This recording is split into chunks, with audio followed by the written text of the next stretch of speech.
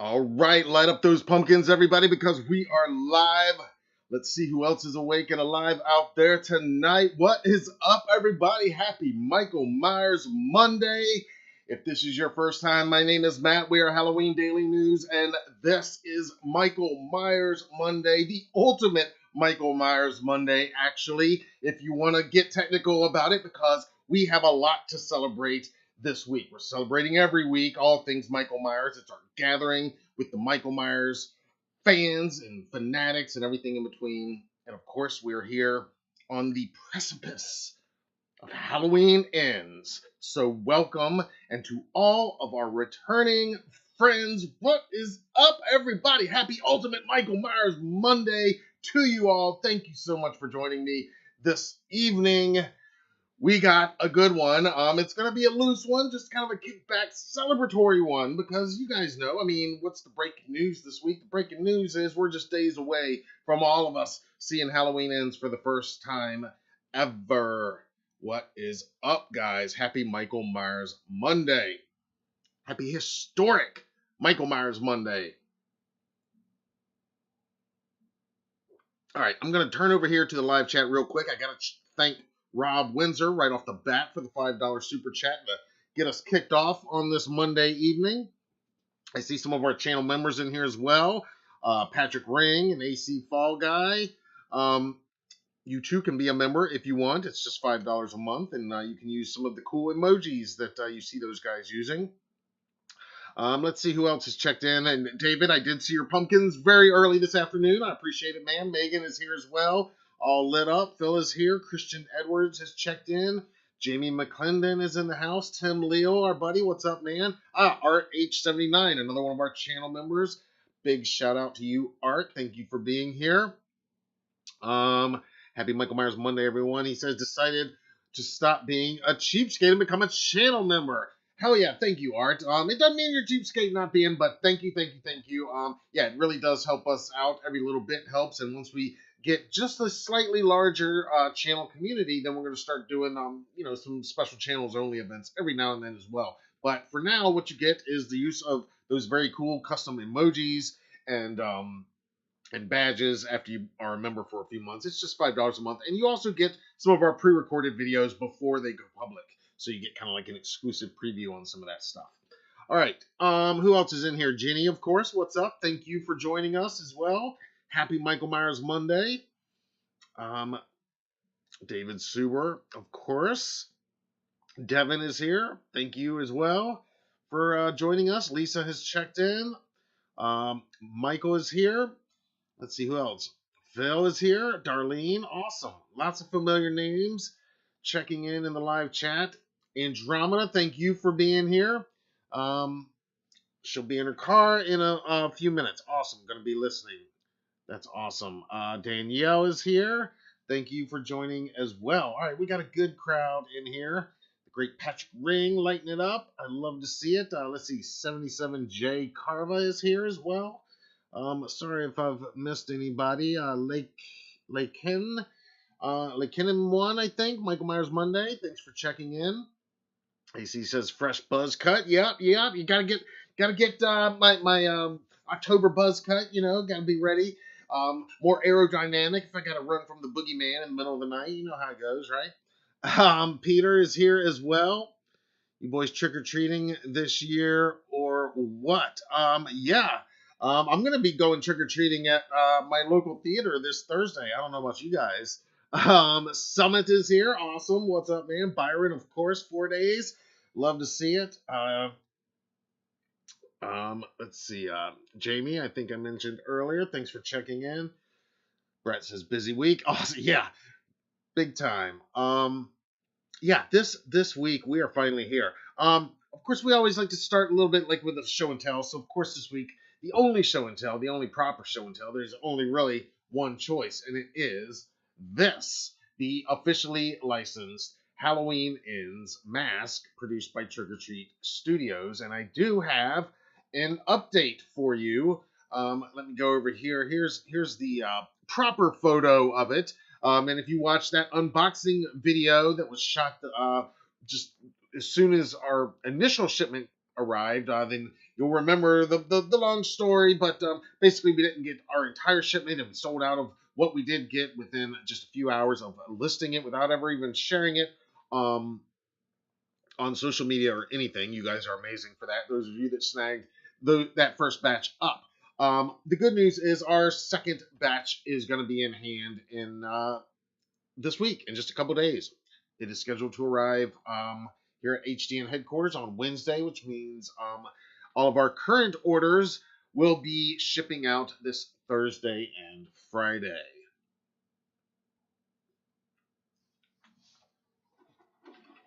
And these are retailing for $80 from the Movie Master. And you can watch our full unboxing. And I did put the link to, if you want to order yours and have it in time for the big day. You won't have it in time for, if you order it from us, you won't have it in time for the premiere this week, but you'll have it in time for your second viewings and third viewings, and more importantly, for October 31st itself. And we'll go back over here now. Here is that very mask. That is that same one. And if you watch that unboxing video, this is that same mask. The very first one. It was on the top of the box. The first one I touched. I ended up keeping it for myself. And here it is. I haven't clipped the tag yet, but I will, because, like I said, I plan on donning this guy at our local theater here in Kill Devil Hills this Thursday evening. Haven't quite decided if we're going to go to the absolute earliest 5 p.m. show or the 7 p.m. show quite yet. Might be meeting up with a few friends up there. But I guess that's my first question, topic of discussion. Like I said, it's just going to be a loose conversation tonight. I do have something to premiere for you guys. I promised a surprise treat. I'll tell you about that in just a second. But as I'm talking about this mask, you guys chime in. Are you going to see the movie? I know a lot of you have already bought your tickets. Are you going Thursday night for a Thursday evening preview showing, or are you going Friday? Or are you doing both? Or are you watching it on Peacock on Friday? I guess on Peacock, they drop them at midnight, I guess. So are you doing that? I'd love to hear what everybody's plans are. I know we're going to go on Thursday night, just like we did for Kills last year and for 2018. And again, we've got 2 showings at our local theater, a 5 o'clock and a 7 o'clock. So we'll be hitting one of those.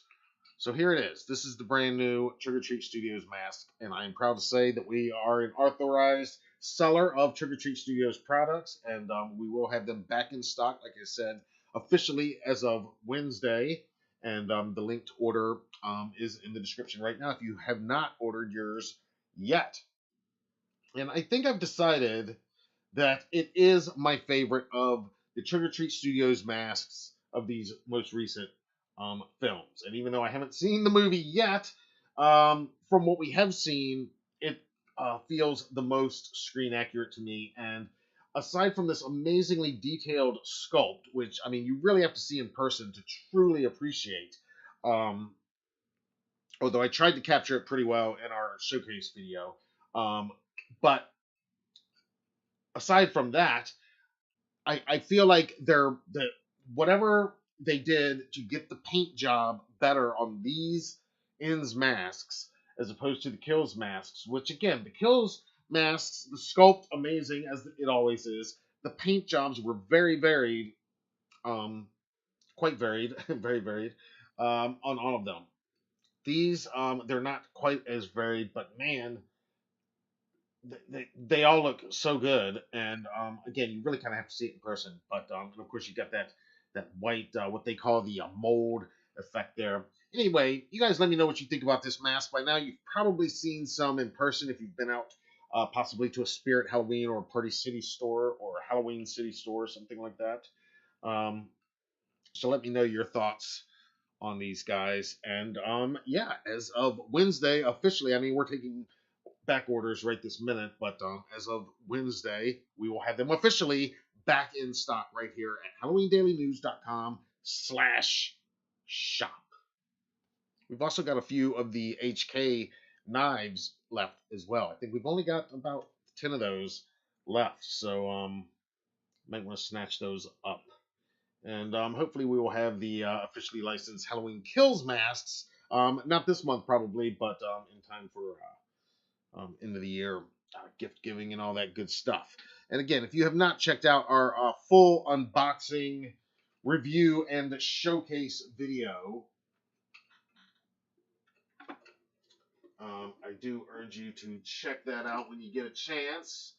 It is elsewhere here on the Halloween Daily News YouTube channel. And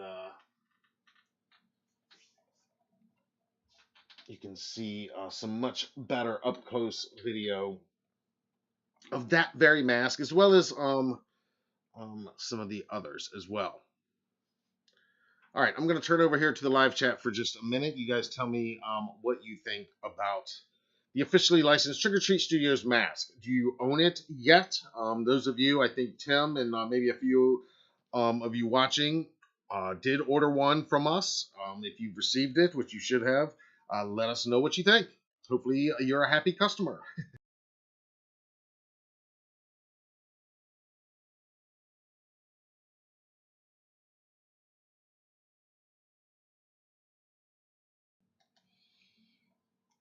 Danielle, to answer your name, to answer your question, the price is $80.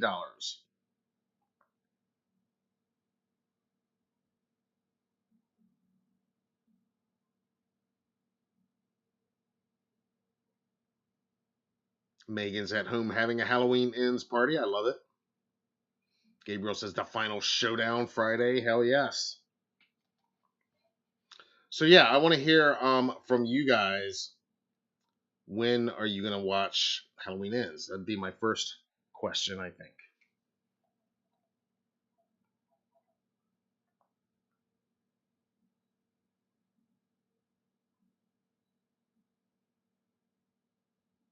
David's going Thursday night in IMAX at theater. Awesome. Love it.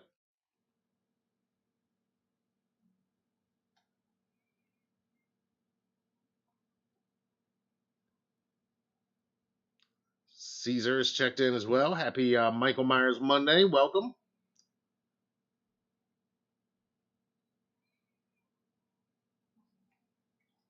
David's going Sunday night to the movie theater to watch Ends. Excellent.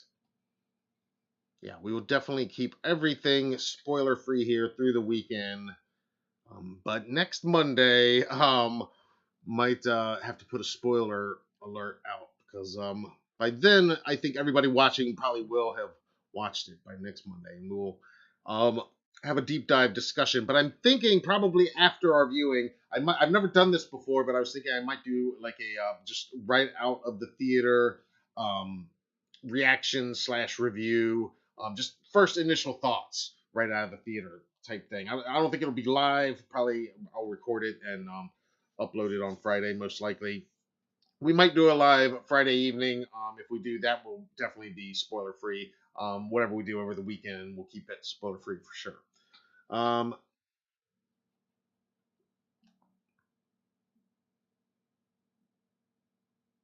Rob agrees. Best mask. Love it. Hands down.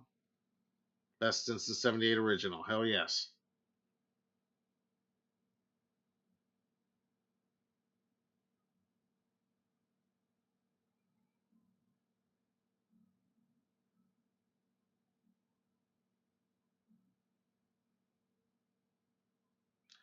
Brett says the one that we shipped to him is badass. Awesome. Good. I'm glad you're happy with that one. Good. Excellent. That's good to hear.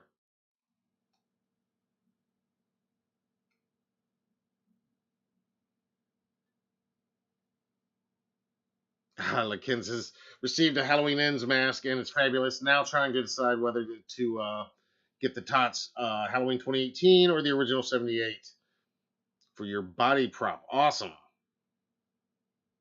All thoughts welcome. What do you guys think? Which is more appropriate?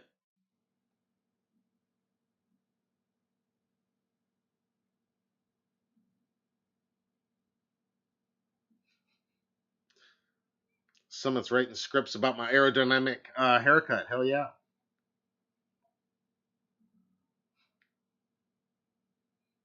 Brett agrees. Best mask of the last 3 movies. Yeah. I mean, I've liked all the masks in the films. I mean, how they've all been adapted, but I mean, especially when I'm saying the Trick or Treat replicas.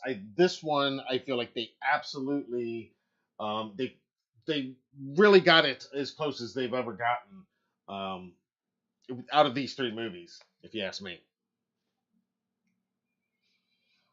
Patrick's got his tickets for Thursday night at 7:30 and sub to Peacock for the month as well to watch it again. Nice. Coco's going Thursday night. Happy Michael Myers Monday to you as well. David's hitting up the IMAX. I love it. Lots of you going to IMAX. Yeah, if we had an IMAX in our area, I would definitely, that'd be my choice. But the nearest one's almost 2 hours away, so not for this viewing anyway.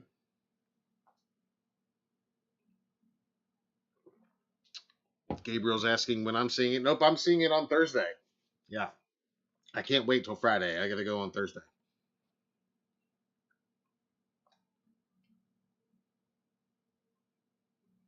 Andromeda is driving and listening. Awesome. Going to stream at 12 a.m. Thursday night, Thursday day, and then going to the theater as soon as you can. I'm going to see Kills in the theater on Wednesday as well. Oh, nice. What? So, like your area theater is showing Kills on Wednesday? That's pretty cool.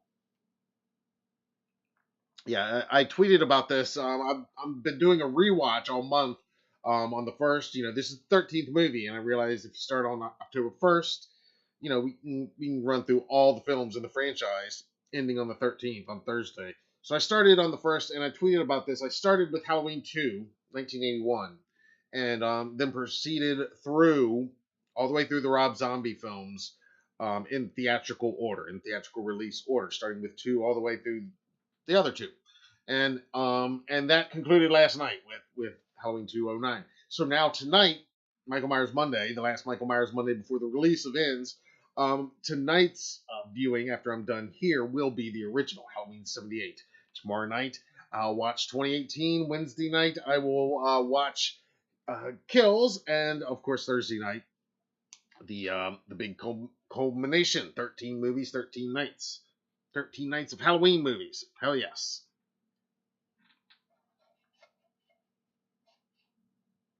I wanted to pull this up real quick. I don't know if you guys saw this over on social media the other day, but I don't know if we've got any basketball fans here, but that is in fact LeBron James.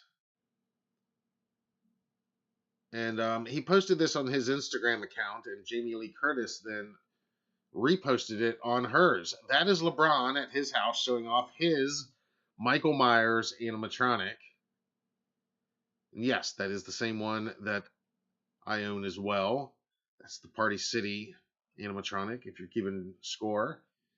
And yes, it looks like this year's model, they added some blood on the end of that knife. Ours is a clean knife. So that's clearly a 2022 edition.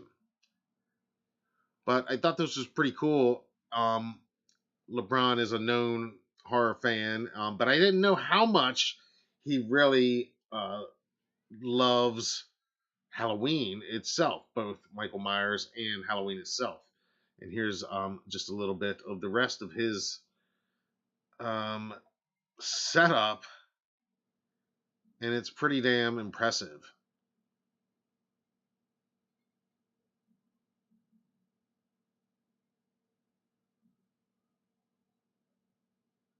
When Jamie Lee Curtis reposted this, she said, "Happy Halloween, King," from the Queen. Thought that was nice.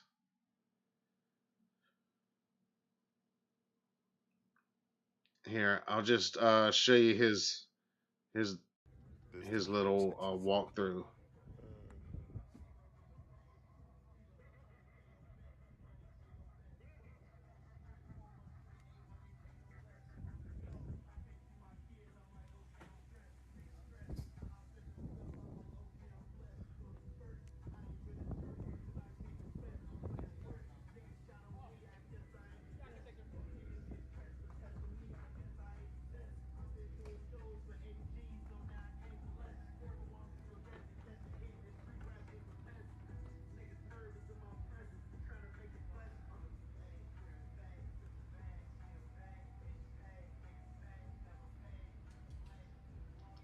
Yeah, I don't know. He might have won Halloween this year.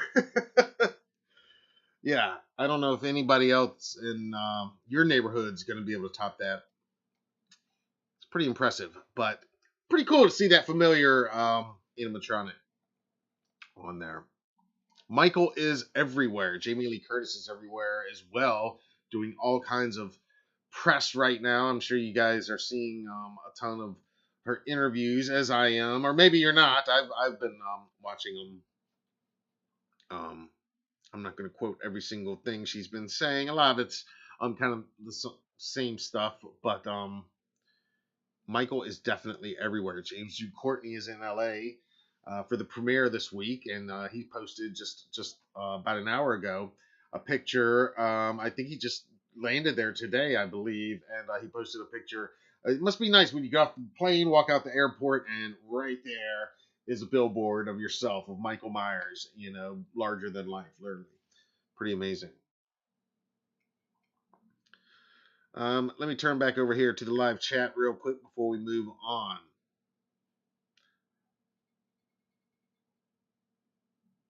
Danielle's asking if we ship to Canada. No, we usually don't. But if you email us, we might could put together something for you. You would have to do it. You'd have to contact us directly, but you can contact us through the website. Just go to HalloweenDailyNews.com, hit our contact page, and email us that way, and we can probably work with you.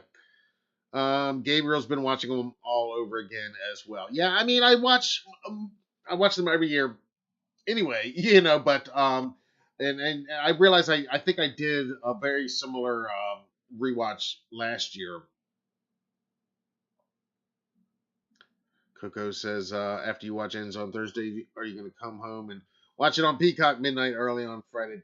Well, I don't have Peacock Premium, and I don't plan on getting it. I guess I could do a free trial or something, just long enough to watch that possibly. But right now, not planning on it. But I don't know if I'm that blown away that I just have to watch it right away, which I might be. Then it's there. It's definitely an option. Um, Darlene has not seen the Michael Myers animatronic at Party City in Canada yet. Okay. Yeah, Nikki says he has the money to do all that. Yeah, yeah. Pika's checked in. What's up, man? Thanks for being there. Brett's talking about the JLC panel at New York Comic Con. Yes, our own Pika in the house was there and can give us a little bit of scoop on that. I am going to talk about that in just a second. Actually, that's pretty much where we're going in. Darlene's going 2 times, maybe 3. Yeah, I plan to see it at least twice in the theater, possibly a third time. 2018, I saw 3 times. I think Kills I saw twice in the theater.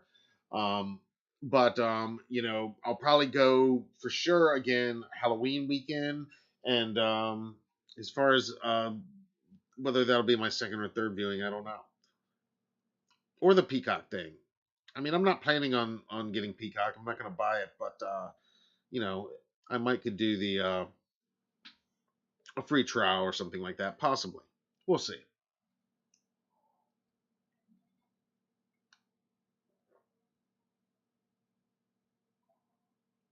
Yeah, I think it does release at midnight on Friday.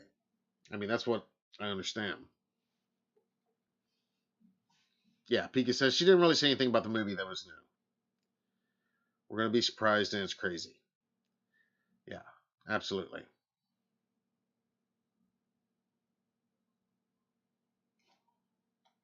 Said basically the same thing. So there you go, a first-hand account of the panel. And there was some cool little behind-the-scenes footage shared on the official Halloween movie Instagram story if you were watching along. Some of it might still be up there. Of course, we're talking about New York Comic Con, and Pika got his hands on one of these awesome posters. These were revealed just ahead of New York Comic Con this past weekend, and what makes this poster extra cool is the artist is Bob Gleason. And if that name rings a bell, it's because this is the same artist who created the iconic poster for Halloween 1978. You know the one I'm talking about, the one with the hand holding the knife, and it's a jack-o'-lantern just beyond the knife. He created that, and it kind of pays a little homage to it right here with that hand in dead center right there once again. But here, rather than the jack-o'-lantern, it is all Michael Myers. It is the shape. And this was a special poster that they released just ahead of New York Comic Con, where there was that panel honoring Jamie Lee Curtis, paying tribute to her 44 years as Laurie Strode in the Halloween movie franchise. And it was moderated by Drew Barrymore, as Pika said, which is really cool.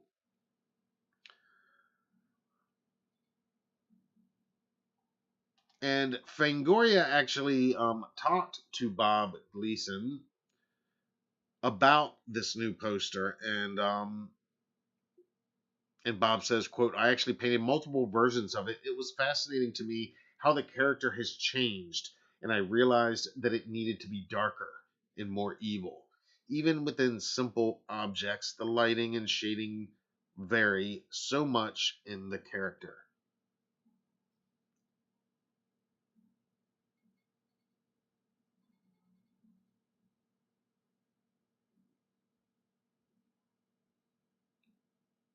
Definitely a really cool poster. I mean, it's simple. I like it in its simplicity. And yeah, he does. It is pretty dark, as we want it to be, as it should be. But again, it's just that simple, classic Michael Myers image. Michael with a big knife and that mask, the blackest eyes, the charred up coveralls. Again, not reinventing the wheel, just paying homage. And I like it in its simplicity. It is something that would look good hanging on the wall here in our office in the background, as a matter of fact.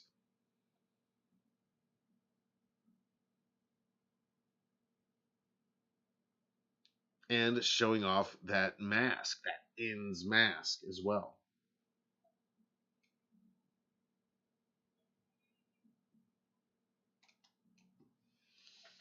And so, also at New York Comic Con, like I said, there was this panel that Pika was speaking of, and yeah, Jamie, she said, I mean, we got a pretty good report of it from the Hollywood Reporter, a pretty good account of what went down. They've got a lot of quotes in their article, and we won't go into all of it, but the one quote that is kind of circulating the most, that was shared on the movie's official accounts, and I think on Jamie's accounts. She said, endings are a bitch, but so is Laurie Strode. and and she went on to say, "So I'm ready to end it, but I'm gonna miss you so much." And this is something that I've seen. I watched a lot of her interviews just today. She was on. She's been on The View. She's been on, doing some junket press, some YouTubes, that some YouTubers. I've been watching some of their interviews with her from the recent junkets, and she's getting very emotional in a lot of these interviews, and we saw that in some of the behind the scenes stuff. And she's talking about her final scene that she shot. She's we've heard her talking about this before. Like Pika said, she didn't really say anything all that new, but she is constantly getting emotional, and I think it's probably never hit home with her. I mean, she's always realized that this character is her most identifiable character of all time, and it gave her her career. But I think it was probably 2018 and these last 4 years where it's really hit home that Laurie Strode is also an iconic character like Michael Myers. I mean, it's hit home for a lot of people. I think these movies, by bringing her back and elevating that character, especially in that 2018 one, she's taken on this even more iconic position. To us within the horror community, she always was. She was always every bit as iconic as Ellen Ripley or Marion Crane or any of these other iconic scream queens, if you will. But now it's taken on, of course, a much more gigantic proportion with these recent films. And with that, it's come all this added recognition. And she says in a lot of these interviews, and I do appreciate it. I mean, I watched her in an interview online earlier today where she said, she fully recognizes that when she dies, the headline will be Halloween actress dies. It's like that's the first sentence of her life always, and nothing else could ever top that. And so to recognize that it's been 4.5 decades, and for her it's coming to an end, I kind of believe that it is a little bit emotional, and maybe in a way that maybe she didn't think about 4 years ago, and certainly not before then. I don't think.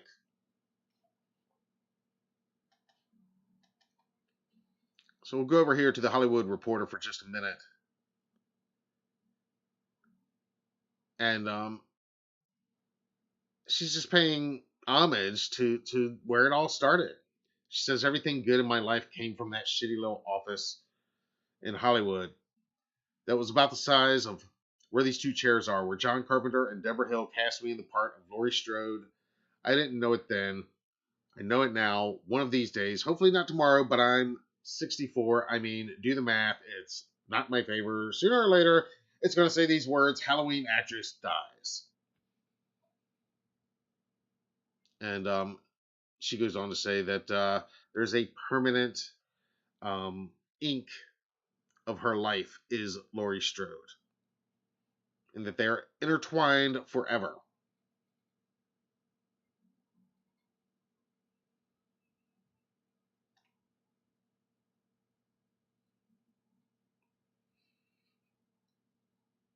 And she also talks about how in this movie, and she's mentioned this in other interviews here in just recent weeks. She's mentioned a lot about how this movie is going to begin.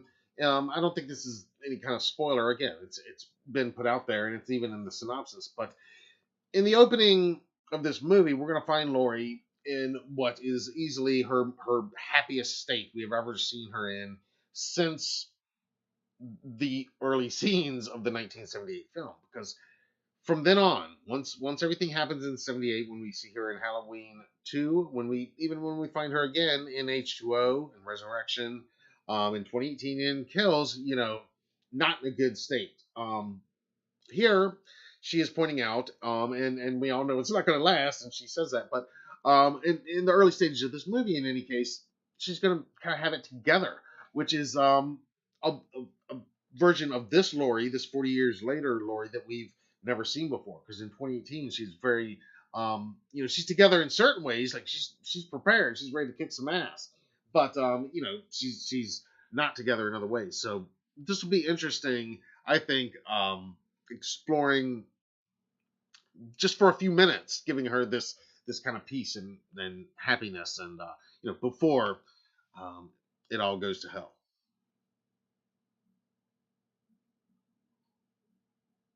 Of course, you know it does make me beg the question a little bit, um, with the possible scope of this movie. Do you guys think some of this movie might take place not just on October 31st? Almost all of the Halloween movies, I've been doing the rewatch. They always take place on or just about on Halloween itself, October 31st. Might start the day before, every now and then, a few days before. But is this one going to start a couple days before, a couple weeks before, even? Um, I mean, it's just a thought, but I mean, we got a lot in that synopsis that could be accomplished in 5 minutes of screen time, honestly. But are they going to spend more time on it than we think? I don't know. I mean, the movie does have a close to 2 hour runtime. It's not quite 2 hours, but it is still the longest running runtime of any film in the franchise. I think it's about 2 hours and 50 minutes.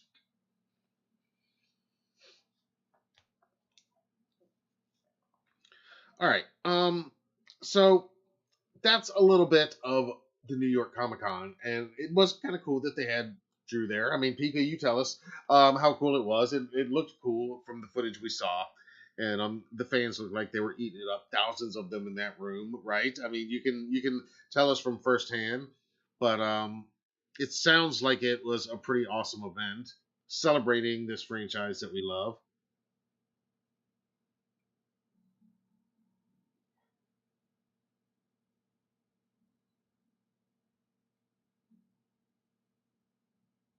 Brad's going to be seeing it this Thursday night. Yep, awesome.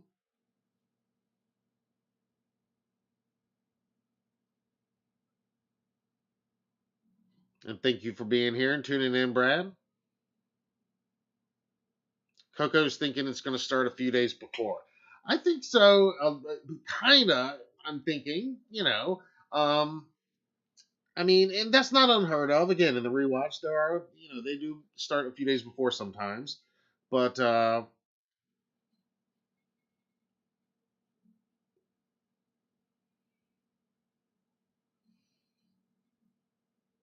right. Pika sent that pic. Excellent. I'll have to check that out.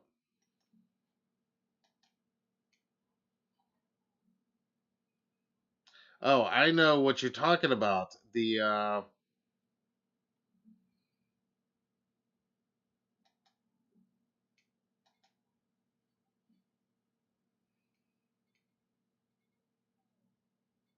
I'm not seeing it on here right now, but I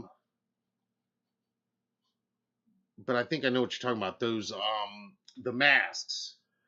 They were like Michael and Laurie head masks that you kind of held up to your face, and Jamie walked out with one. We saw the behind the scenes video of that. That's pretty good. Okay, so you got some of them. Coco says, or maybe even a week earlier. That's what I'm saying. I mean, I kind of feel like, I mean, it sounds like they're going to be covering a lot. I mean, we're starting at this place. I mean, Jamie Lee Curtis is saying we're starting at this place where Laurie's kind of got it together, and then things are going to descend, and then we've got this other subplot, I guess you could call it, with this Corey character, and in the synopsis, there's that line that he's going to be accused of killing someone. And again, this is all from that very early synopsis from that very first trailer. This isn't news, but it does sound like there's a lot to cover. But is that could they pull that off in just a couple days, or are they going to have to start in like mid-October, maybe? I mean, that most recent trailer, we'll call it the third trailer from the NBC special. If you remember, it opened and Laurie's house, the red house, is not really decorated, whereas in some of the other shots, it's a lot more decorated. So maybe we are going to start a few weeks before October 31st this time. Ease into it a little bit.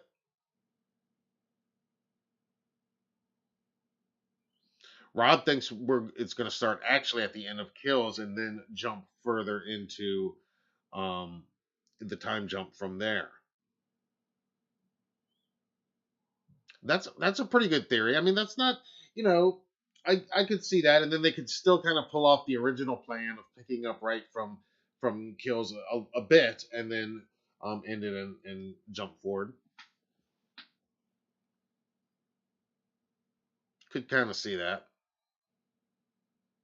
Patrick agrees that that might be the way it's going to open.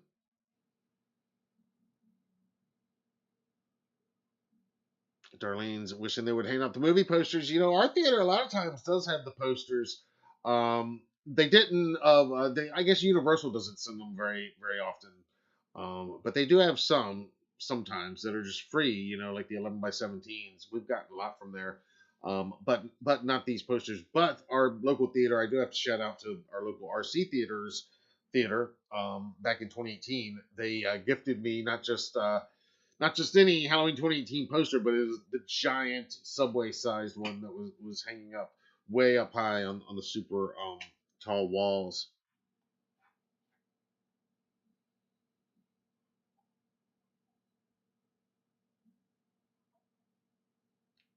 Someone says, "Any cool Halloween plans? Let's hear them." You should give an "Are you ready?" to every trick or treater, and "Are you ready?" Yeah, that'd be coming out the door before the door even opens with the treats. That'd be good.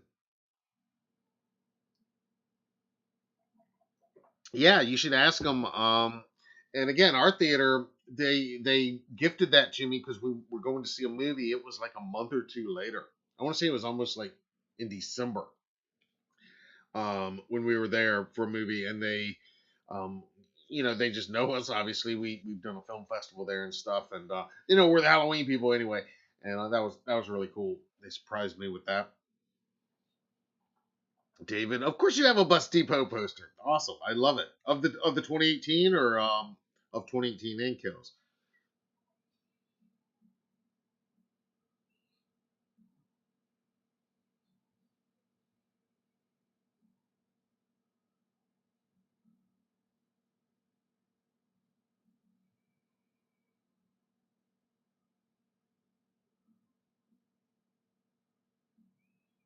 Ah, Pika got the official poster too from Universal. Nice, very cool.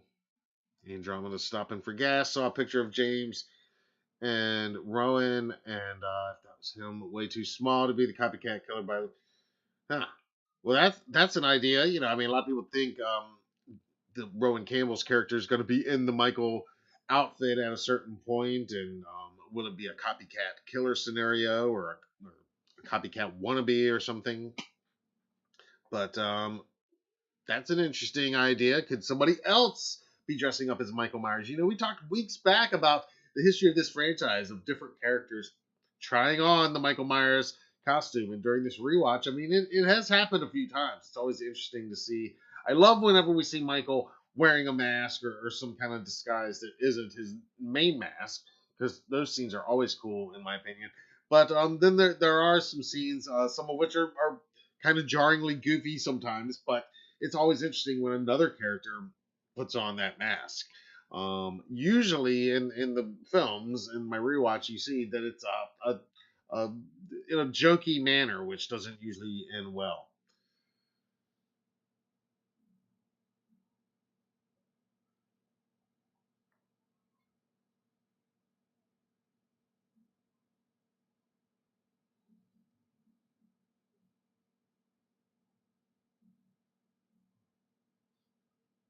Rob thinks Nick Castle will play Corey's father. That's interesting. Yeah, I mean, there's still characters that we don't even know much about. We still know very little about this movie going in, which is one of the most exciting parts of this.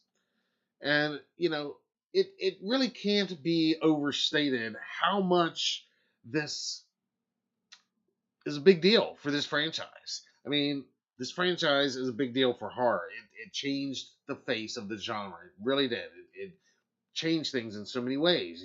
That original '78 film, and how it's done things as a franchise over the years, I think has influenced every other genre franchise out there, right up to 2018 with the requels being a requel.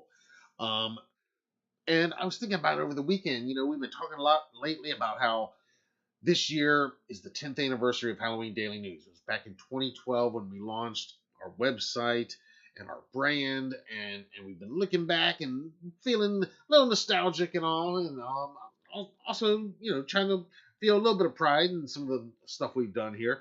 And but I was thinking over the weekend, man, over half that time, has been covering these films because I mean, 2018 was 4 years ago. It was announced in 2017, but then I looked back and I realized, oh no, it's been even longer than that because it wasn't announced in 2017. Do you realize that the 2018 film, it was first announced that John Carpenter was coming back to executive produce a new Halloween film. It was going to be produced by Jason Blum for Blumhouse. That was announced back in the spring of 2016. That's right, May 24th of 2016. That's when we got that official announcement. And by the way, that was a Monday too, guys. That was a Michael Myers Monday that they made that announcement. No shit. But here's that story as it appeared at HalloweenDailyNews.com.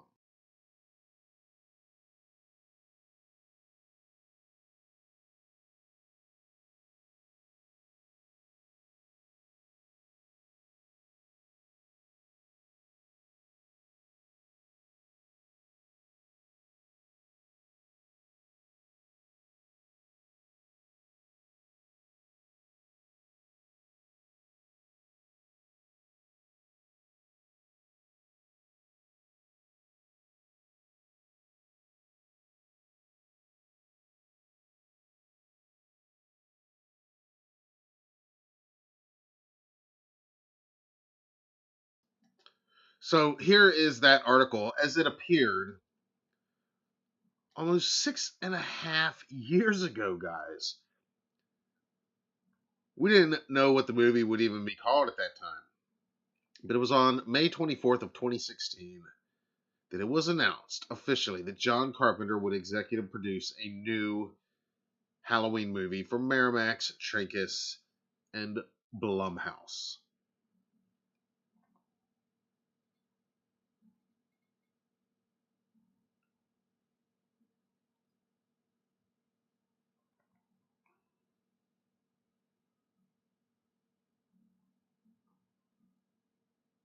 And there's John with Jason and Malik, and we were off and running. And, Michael Myers has never been the only thing we cover here at HDN by any means. I've talked about that in recent weeks too, but it was the first thing we covered. Literally, the article number one was about the re-release of Halloween '78 in 2012, and it's. I'm sure there's no other subject we've covered more often or more in depth than this franchise specifically, because as a site that prides itself in being all things Halloween, this is a franchise that changed the face of the holiday and is synonymous with the holiday in so many ways. So, we have been talking about this for a long time, more than half of the life of our own existence as Halloween Daily News, which is pretty crazy. 6.5 years. So when we say this has been a long time coming, it has really been a long time coming. Of course, we didn't know that it was going to be 3 films back then. We didn't even know how long we were going to have to wait for that first one. It was announced in 2016. There was thoughts, oh, is it going to be this Halloween? Nope, it wasn't. Well, surely it'll be Halloween of 2017. Nope, it wasn't. But when it finally happened in 2018, we didn't know then what we were in for until that announcement came not too long after that. It was a few months later that we got that official announcement that, oh man, not only are we getting a sequel to 2018, we're getting 2 movies back to back, one right after the other. And we thought it was just too good to be true that this was happening, and they were going to be shooting them right away, and they're going to be coming out the following year in 2020 and 2021. Oh my God. But then, the world changed, and Halloween Kills, of course, got delayed by a whole year. It put everything on pause, and that's when we started doing these weekly Michael Myers Monday live streams, gathering with you guys. It was in the late summer of 2020, August of 2020 to be exact, and it was just a few weeks after they had announced that Kills release date was pushed back. And we started, we had been doing the hashtag and active on social media every Monday since 2013, as we've talked about many times. But we had never done live streams like this. We had never done these conversations here, and I had wanted to do it for some time. And it only made sense at that point. Well, let's bring Michael Myers Monday, literally the hashtag, the and use that as a title, and just talk all things Michael Myers and Halloween franchise on Mondays right here, and see if anybody else wants to hang out and participate in that conversation. And that's where these weekly gatherings began. And if we didn't have that extra long wait, I don't know. I think we probably would have ended up doing this eventually anyway. But I don't know. I don't know when it would have started or how exactly, but it did start very much, I think, as a result happening at that time of that delay. So, everything happens for a reason, I guess. And so here we are now, days away. I mean, about 48 hours now, 72. Is that what we're talking about, guys? I mean, it's unbelievable. And you look back on this franchise, this remarkable franchise that keeps defying the odds, and I always say, Halloween makes its own rules and then it breaks its own rules, because but it's a trendsetter in how it does it too. It's almost like this franchise told the Texas Chainsaw franchise, hey, don't worry about continuity and canon, just make Leatherface awesome, and the rest will work itself out. And they kind of use that as an example, because this franchise did it first. they course correct all the time. They say, "Hey, oh yeah, forget that sequel. Let's do this again." And I have said from the very beginning when we started these weekly Monday conversations, and through the website even prior to that, that you got to embrace the choose your own adventure aesthetic of this franchise. You gotta own that, and I feel like with 2018 they fully owned it and said, "Yeah, we're doing what we did with H2O again." In a couple ways, because H2O is the first requel, the first one in this franchise, maybe the first one ever, but it's very much a requel, as is 2018.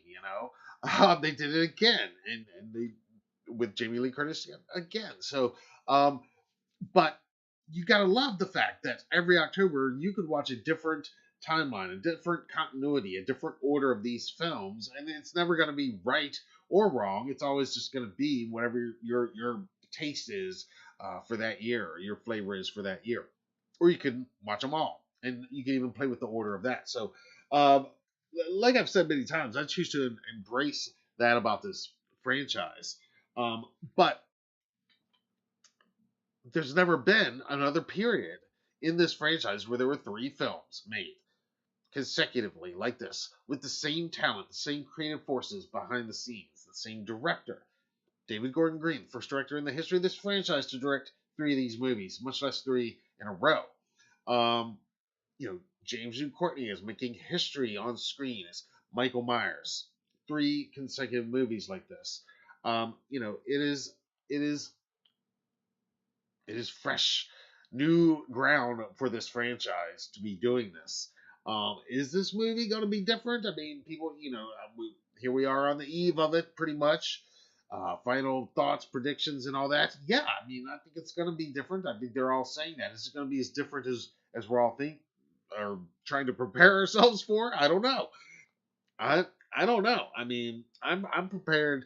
What I you know what I've said before is rather than getting hung up on the who's going to die and whatever this and who's this Corey, I just want to sit there, as Christopher Nelson would say, I'm going to sit there and eat my popcorn, and I'm going to enjoy it for what it is, and hopefully they're going to take me away to Haddonfield, and give me something that makes me smile, and give me something to root for, and yeah, I don't really care if it's Michael or Laurie who dies or is left standing at the end of this, as long as it's done well. I've seen it done well and done not so well within this franchise. Michael's death, quote unquote, and at the end of H2O was done to perfection, if you ask me. Michael's death, quote unquote, at the end of Halloween 281. Again, perfection, if you ask me. Laurie's death, quote unquote, in the beginning of Resurrection, not perfection, if you ask me. So, you know, we'll see. And again, I don't need perfection either, but just honor what these characters mean and what this franchise means and what these 44 years mean. And looking at 2018 and Kills and all the attention to detail and the Easter eggs and the references and how they've recreated so many of these shots and some of the and we're gonna do a shout out in a little bit of a meme I saw where somebody another comparison shot where it's David Gordon Green matching up some of these 78 frames, and I think when this film comes out, I think somebody with more time than I've got on my hands will be able to take all three of these films and edit a master mix of every time they lined up a shot and framed it almost exactly out of the 78 film. And you could almost put together the 78 film, but with scenes from these three films. And I'm sorry, but I love shit like that. I think that's why I watch, some of these movies. Like I've said before, this is 4.5 decades in. This is 13th movie. So if they're not embedding that love of the franchise, and I love when it's not just 78 too. There are some subtle things in there to some of the other films. I've talked before. I love that Oscar's costume is the devil costume, like Samantha in Halloween 5. Mentioning the Elrods, like from Halloween 2. All kinds of stuff like that. Of course, the Silver Shamrock masks. I can't talk enough about them, but And I'm going to go ahead and talk about this right now because we say every week, we don't talk enough about John Carpenter's music for these movies. So I'm going to take just a couple minutes right now, and we're going to talk just a bit. It's still not doing it justice, but about the fact that these three movies all have new music by John Carpenter. And I'm saying John Carpenter, and when I'm saying John Carpenter, I'm meaning him and his band, which is his son Cody Carpenter and his godson Daniel Davies. It's family. And but I'm going to say Carpenter a lot tonight in regards to the soundtrack, and I'm including no disrespect to Daniel and Cody because they are doing amazing work in there. I said before that when we listened to that Junkyard track, I love when Daniel Davies comes in with the guitar. I love Cody Carpenter on the piano. He's an amazing piano player, and then you've got that vintage Carpenter synth style filtered through all of today's technological advances in studio recording. Um, and it's got that overriding darker feel. I would say, like that's the overriding thing from the very opening of the 2018 soundtrack. The opening logos in the movie, right up to the end of Kills, and I'm sure into Ends because of what we've heard so far. These first two tracks are reflective of it. It's going to be this dread, this deep foreboding evil that is the Shape as we know it. Is the Festival of Samhain. Um, so yeah, you guys sound off on these soundtracks for just a minute. Let's celebrate the fact that, again, going back to 2016, May of 2016, it was announced that Carpenter would executive produce. We didn't know at that time that he was going to do the soundtrack. I think some of us were hoping already, speculating, well, maybe, but it was almost like too good to be true in a way. And I said this before that there's really no other time in history where he would have, I don't think, where he would have done it necessarily. Like, had they asked for H2O or asked for Resurrection or had Rob Zombie approached him, I don't know that John was in a place where he would have wanted to score those films. But these films being made in what would turn out to be the winter of 2018 when they were shot, they were being edited. He did his soundtrack work in 2018, right before they came out. That coincided with John finding this place in this late era of his career of embracing his musicianship, and I'm sure it's a family affair. It's bonding with his son and his godson. It's a family event, but he's enjoying being the rock star that he never was before. I mean, he was always, I think, a rock star in the form of a director. Like, he's always been like a director rock star in my eyes. But here he is as a literal rock star. He's touring around the world, playing all these concerts and all, and getting the respect for that music that maybe he didn't always get when the films were coming out. So many of those films didn't do great in the box office, but now they're everybody's favorites. They're on everybody's top 10s ever, and they've influenced all of today's top directors. So had these films not been made right when they were made, I don't think they could have got Carpenter to say yes to do the score, but getting him to say yes and having them made right at this time, at the 40th anniversary, it was, I mean, that was a stroke of genius. Malik Akkad, getting Jason Blum involved, that was very reminiscent to me of, when he got Rob Zombie to direct. Because you got to remember, say what you want about those films or Rob Zombie's a director, but this was right after The Devil's Rejects, which was the most talked about horror film of the previous year, right? And so when Malik Akkad's looking at who are we going to get for a Halloween reboot, let's get the most talked about director. You've got to remember that when they announced Rob Zombie was going to direct a Halloween, it was the equivalent, I would say, as if tomorrow, or not tomorrow, in a few months after Halloween ends, if they announce, okay, the director of the next Halloween movie is going to be Damien Leone of Terrifier 2, which is badass. But it would be that like shocking and awesome and get everybody, because it'd be because Terrifier 2 is going to be a hugely talked about movie for a long time as more people see it. But it was like that because Devil's Reject wasn't seen by everybody, but for horror fans that saw it, everybody was like, "Oh my god, that movie!" And most people that don't even like a lot of Rob Zombie movies do like that one. But I just think it was a good move for Malick at that time for a lot of reasons. Very much like going to Jason Blum at this time. That was his first move. And then what did they collectively do from there? It was, let's get Carpenter involved at least. Let's get him in the chair as an executive producer. We can work on the soundtrack down the road. And I think that did come down the road, but it was that genius of getting him in, and then having David Gordon Green and having them go in there, David's team go in there and pitch that he do the soundtrack as well. It's so special because John, he did that original soundtrack all by himself. In part 2, which I love the soundtracks for part 2 and 3, and that's John bringing in Alan Howarth to work with him on parts 2 and 3. And starting with part 4, Alan took over. That's all Alan Howarth doing parts 4, 5, and 6. And I love his soundtracks in those films. He actually did 2 different soundtracks for part 6. One entirely different soundtrack for the theatrical cut, with which is more like metal, and then a more Halloween 4 5-ish sounding soundtrack for the producer's cut, both of which are great.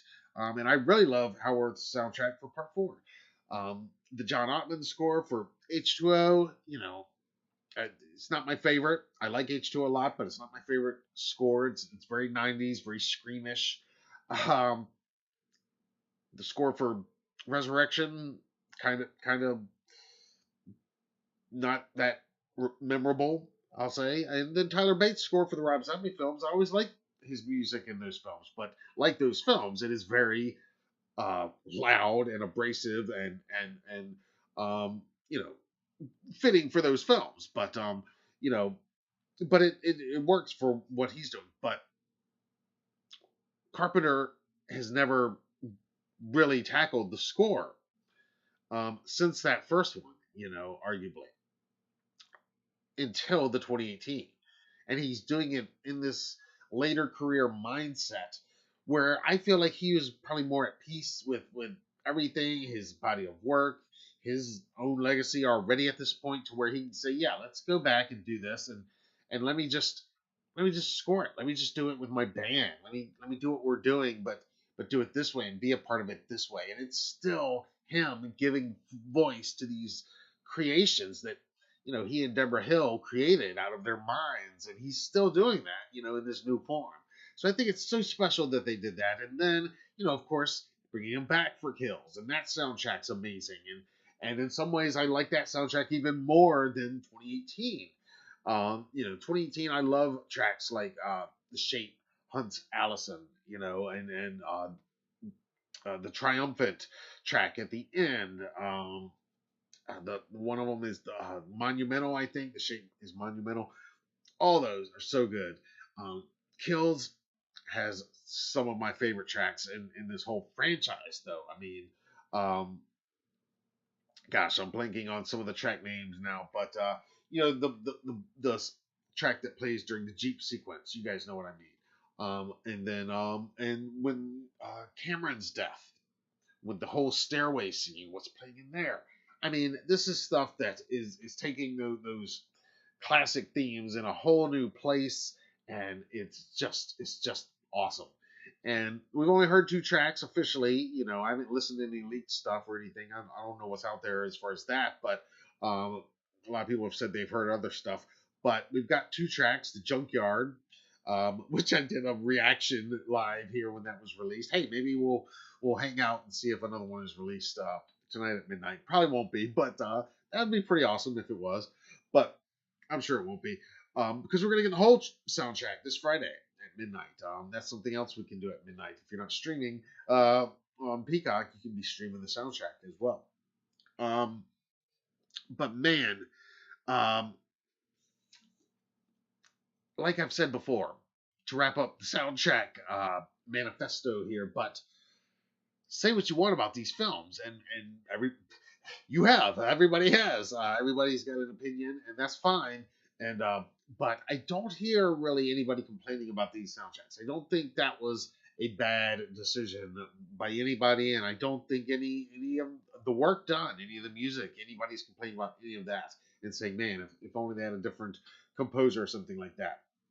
So I fully expect that to be yet another highlight of Halloween Ends.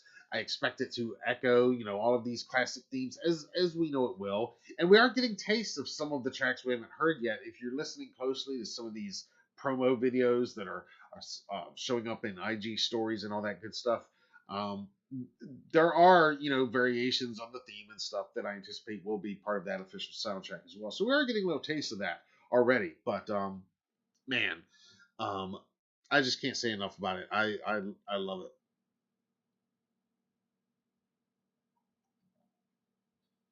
Darkman says evil never dies. That's right.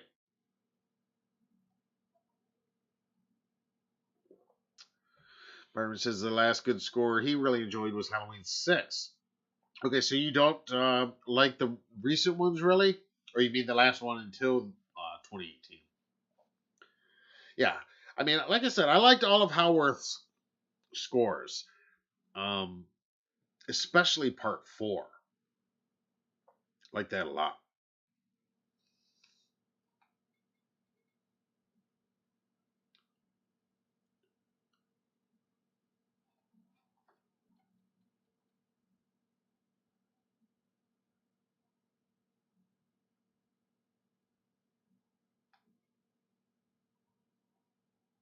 And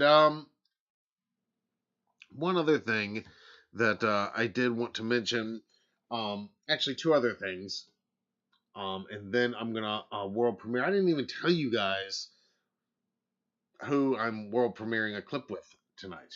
We're almost there, so I'll just uh, let it be a surprise in a minute. But it's not from Halloween Ends, but trust me, you'll like it. Anyway, just real quick, two other things. On Halloween Ends. One thing is, I just want to read a comment that came from our own friend here, Andromeda, one of our regular viewers, who had an amazing and interesting theory that I just want to share with you guys and get your input. On the you'll remember that NBC special that we broke down, the final trailer that aired at the end of that NBC special, and there was that really creepy and just bizarre moment in the trailer. Spoiler alert if you didn't watch that trailer or that breakdown with us. I don't know what kind of a spoiler it is, but if you don't want to know, it's just something weird that's in there. But what it was this. We're not going to look at it right now, but a stone carving. It appears of Michael Myers' mask, like in this drainage pipe slash cave thing that he's been hanging out in for some time now. And like I said last week, I mean, it appeared like something you would almost think is just our mind playing tricks on us, except for this character in this quick clip appears to be really fixated and shining a light on it and looking at it as well. So it's there, and he's seeing what we're seeing. And uh, anyway, Andromeda had a very interesting take on this. She says that stone carving, I think Michael did. He went down there to die. He made his own gravestone. So if he was ever found, people would know it was him. And Michael has always loved to decorate around his dead bodies. Why wouldn't he want to decorate around his own? Could be Michael's first attempt in a while to communicate in a human way. Now, I don't know about you guys, but I um, I kind of like that. I didn't really think about it quite like that, but that's kind of an epic and almost poetic idea there that he's literally carving his own tombstone down there. Tell me what you think about that. again, we're on the eve of seeing this movie right now, so it's just kind of final thoughts. But that remains one of the most curious images I have seen in all of this marketing so far. Um, I am still very curious about that. It's just so weird. Um, I also wouldn't even really be surprised if they don't even explain it. That might be almost all we even see of it is that sequence, and it might just go completely unexplained. So prepare for that too. That it might just be one of those questions left open, um, which in this franchise, when it comes to Michael, might be the best way to go. In which case, we'll all have plenty to sit here and discuss and debate for years to come, I imagine, when it comes to that.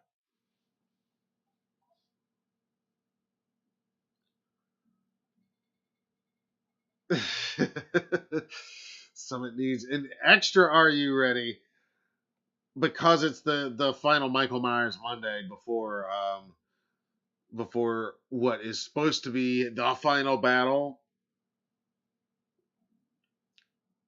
We'll see if I can muster something up. One more uh, question I just want to put out there to you guys. I asked this on Twitter. I'll see if we got any other responses. But what will we ultimately call this trilogy directed by David Gordon Green?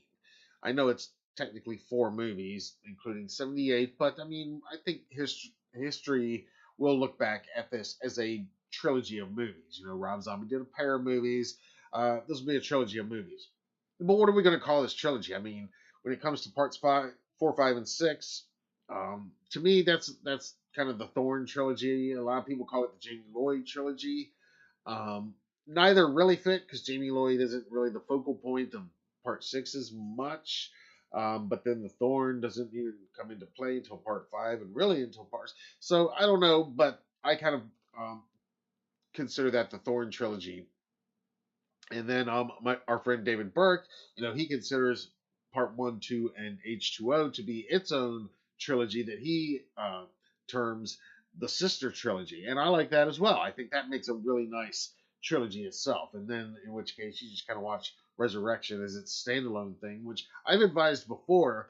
The way to watch Resurrection is if you own it, watch the alternate cut where it's just the kids.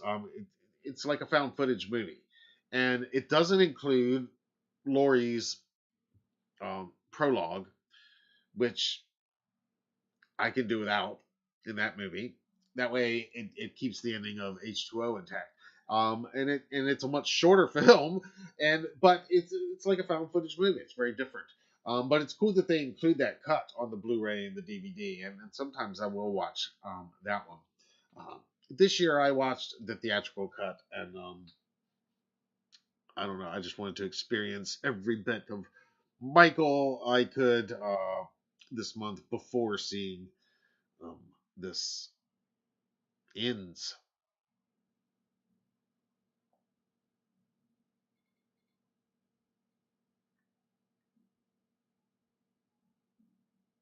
Let's see. Phil Walsh says I like the Strode trilogy. Yeah, I said should we call it the Green trilogy or maybe the Strode trilogy or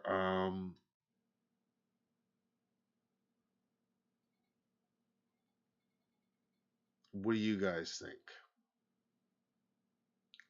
Let's see. Liz on Twitter at Liz Who Fan says, I like the Strode trilogy because it puts the emphasis on Laurie and her family. That's kind of what I was thinking. You could also call it the Requel trilogy, but then again, this is not by any means the first Requel in this franchise. But it is the first Requel trilogy. Um, I just put that in there because, Star Wars has the prequel trilogy and the sequel trilogy, and so Halloween could have its Requel trilogy.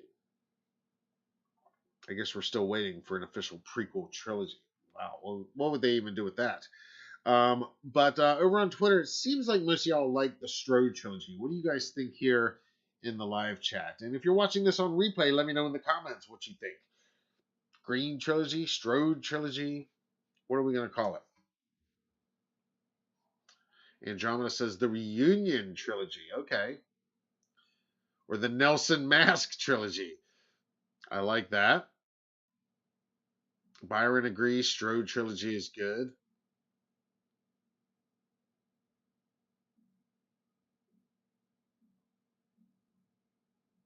Pika says woke trilogy.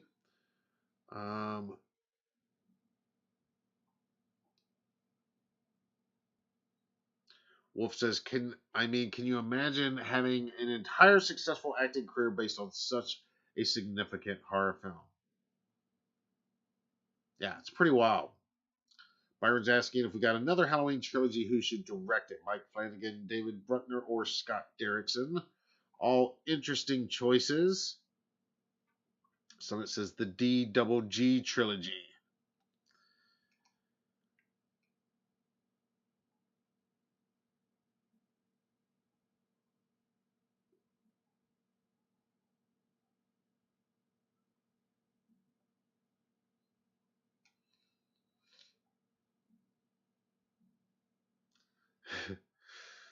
Summit wants a headbanging double horns at the top of your freaking lungs, wild metal style. I don't know if I can do wild metal style much like I did in my 20s exactly, but I'll see what we can put together here in just a minute. It's almost midnight.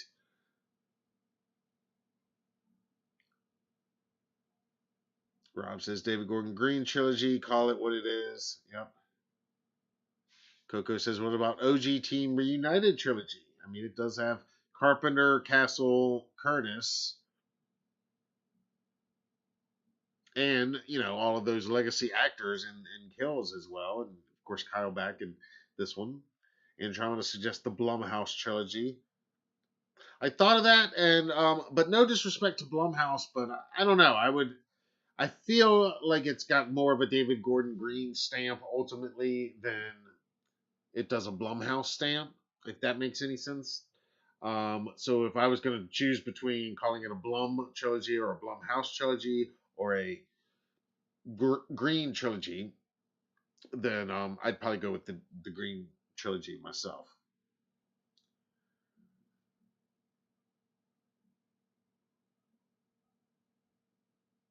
Pika says A24 should get the rights. I'd cry. Yeah, I don't know about that. Yeah, I personally, I'd rather see a Damien Leone Halloween movie than A24. But I'm gonna be first in line for anything. Spyglass Media Group should get the rights to the Halloween franchise after Halloween ends. If not, I'd go with A24, says Byron. Spyglass Media Group, who's doing the new Scream movies, and I think they just did the new Hellraiser as well, so they're on a roll with that. Well, again, I'm not going to get into too much more discussion tonight over who's going to take over, but it is an interesting question to ponder. Someone says we got a movie. Man, he's not up for another. Are you ready? I'm ready. Are you guys ready? Are you sure? Are you sure? You want it? You want it now? It's about midnight anyway. So, before it's not Monday anymore. Are you ready for Halloween Ends? Yes. That's for the old school Michael Myers Monday viewers from the beginning. Yes. See? Now I can't talk.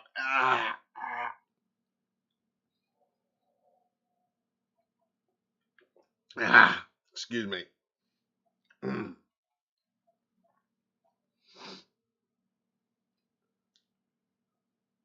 The Courtney trilogy, says Patrick Green. James Hugh Courtney really knocked it out of the park and made each movie special, bringing the castle vibe to another level. James Hugh Courtney, I could go with the Courtney trilogy. Yeah, that's another one that I would have to spend much more time discussing how special and awesome James is as our Michael Myers. And I feel like I've talked about James a lot in recent weeks, and we will again more this month as well. But yeah, James, I mean, what a badass Michael Myers, and bringing everything that he brings into it, his thought process, his method, his performance, and the way that he does tap into that spirit of the 78 shape so effectively and just so menacingly. Yeah, we love that. We totally love that.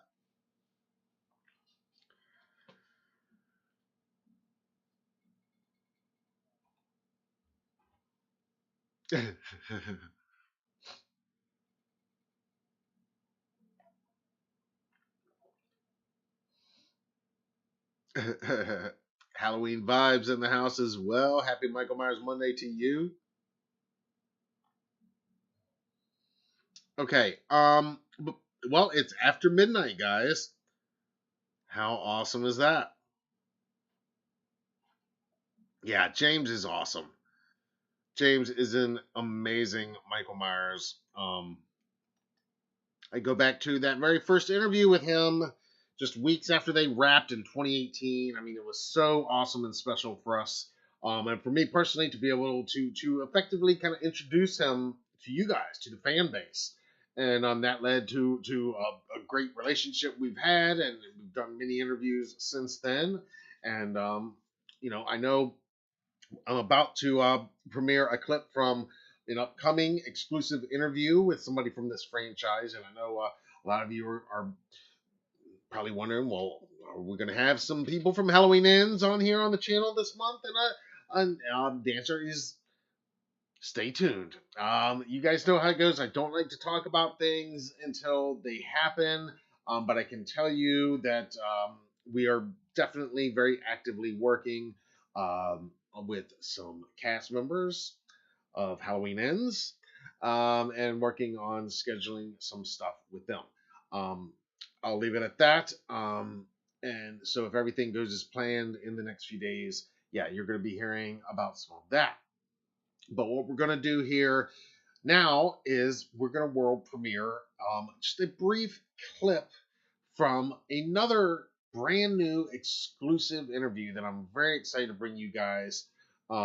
This one is with a name that needs no introduction for this franchise. I'm talking about Mr. Tommy Lee Wallace. Now, if you longtime readers of HalloweenDailyNews.com know, or regular viewers know, this is not the first time I interviewed Tommy. I interviewed him actually for the first time way back in 2015, and the interview actually was published in early 2016. And but on this interview, which we recorded last week, we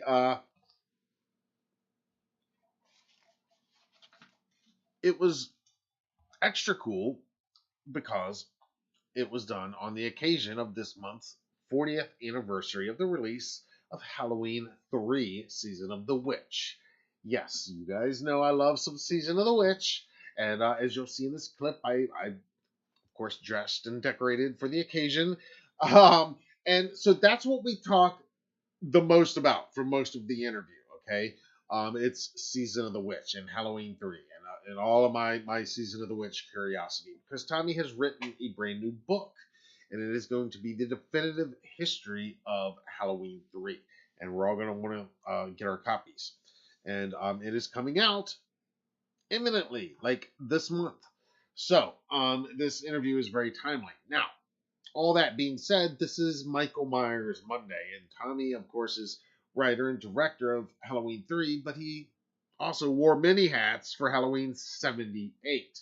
And as we are celebrating the end of this franchise, I know it's not going to be the real end, but for now, for this week, for as far as we know, according to the press materials, this is the end. This is the end of the Michael Myers versus Laurie Strode saga. We know this. This is, I'm sure, the end of Jamie Lee Curtis's involvement in this franchise, I believe. Even though she recognizes, like we all know, she'll never be uh, completely separated from it, ever. And it might be, I hate to think about it, but it might be the end of John Carpenter's involvement with the franchise. I mean, if there's another film in a few years, or a TV series, or some video game or project or whatever, I would love to think that the first phone call they make is to John Carpenter to try to get him um, doing the soundtrack first and foremost. Um, I don't know. Again, just like had he been asked prior to the 2018 film to do it, I don't know that he would have. If he's asked in a year or two again, I don't know. I don't know. I think um, all I know is this is the end of this incarnation, this iteration of this franchise that we love. So, um, what I'm going to do now is premiere this clip, and this is the one bit of the interview where we did, and this is actually towards the end of the interview because, like I said, the real conversation, and we talk about Halloween itself, of course. You know, growing up and celebrating Halloween, gotta do our Halloween daily due diligence. Um, but the vast majority of the interview, it's a little over an hour long, is Season of the Witch stuff. So if you hate Halloween 3, you're not going to love this interview. If all you, but if you're like me and you love some Halloween 3, some Season of the Witch, you're definitely going to love it. And it celebrates this year's 40th anniversary of that film. I don't have an exact premiere date of when we're dropping this interview because, like I said, we got a lot of different things and different frying pans right now, cooking right now when it comes to interviews. What I can tell you is it is coming soon. It is in the can. It is confirmed. I can also tell you another interview not related to this franchise, but that living legend I mentioned. It's Butch Patrick, Eddie Monster. That one is coming this week, in just a few days, and stay tuned for them for more, because we got a lot happening this month, and a lot of it is kind of in flux right now. One interesting thing I will go ahead and tell you, and spoiler alert for the interview, but I was astonished with this, and I'm only saying this now to you guys because you know you're the best audience out there that will appreciate this, and the only ones that will appreciate this truly. You guys know how much I love the fact that David Gordon Green and Christopher Nelson opted to incorporate the Silver Shamrock masks in the 2018 film, and even more prominently in Halloween Kills. One of my final hopes / predictions for Halloween Ends is that we hear the Silver Shamrock jingle. We know there's a radio station featured in Halloween Ends. We know there's a DJ character, at least one. You know, come on. Here's your opening. We need to hear the Silver Shamrock jingle on that radio station at some point. I think it's going to happen. I think it only makes sense it would happen. Come on, we need this to happen. But here's the breaking news, guys. Here's the scoop that is going to blow your mind. It blew my mind anyway. Tommy Lee Wallace, not only has he never seen Halloween 2018 or Kills, he had no idea that the Silver Shamrock masks are in those films until I told him in the interview. Yeah, bombshell, right? I don't know, honestly, that means he's going to rush out and watch them right away. But he did seem pretty tickled and found it flattering that they're incorporating them. But yeah, he said that was news to him, that he had no idea. Because I was just curious what he thought of them being used, and finally canon within a what's canon in this franchise? Who knows? But in this choose your own adventure storyline, they are featured. And just to see Silver Shamrock masks, that logo, those are iconic masks in the same film, in the same universe as Michael Myers and Laurie Strode. Yeah, this is just too awesome for me. And one of the other things that I absolutely love about these three movies. So again, fingers crossed, and bring on that Silver Shamrock jingle in Halloween Ends. All right, so right now I'm going to play you this clip. This is, again, Tommy Lee Wallace not talking in this particular clip about Halloween 3, but this is just about 2 minutes of talk about Michael Myers. and specifically the mask. Because as you guys know, Tommy wore many hats working on the 78 film. He was production designer. Uh, he turned out to be editor of the film, which don't always work together. And he talks a bit about this, but he also, as you guys all know, created the iconic Michael Myers mask by altering the Don Post Captain Kirk mask. And thus history was made, an icon was born, and the face of Halloween quite literally changed forever. So here is just 2 minutes of the great Tommy Lee Wallace talking about the creation of that mask, and more specifically about its undying impact on the genre and on the holiday in the 44 years since the release of Halloween 78. Here's a little preview of my exclusive new interview with Tommy Lee Wallace. What are your thoughts on